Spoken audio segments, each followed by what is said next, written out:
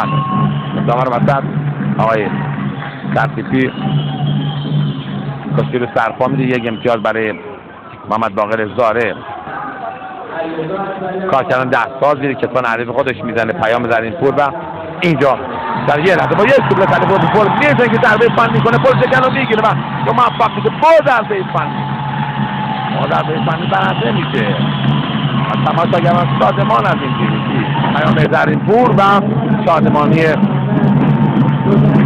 تماشاگران و اینجا حرکت و اثر یک بار دیگه با هم میبینیم. ببینیم به چه زیبایی و یه سوبلس موفق شد حریف رو به پل ببره. اجرای این فن در سرپا برای یک کشتیگیر 120 کیلو واقعا سخت و دشوار است که پیام زرینپور با پیروزی خودش هم شهریهای خودش و مسئولی که به سالن اومدن رو شاد و مسرور میکنه.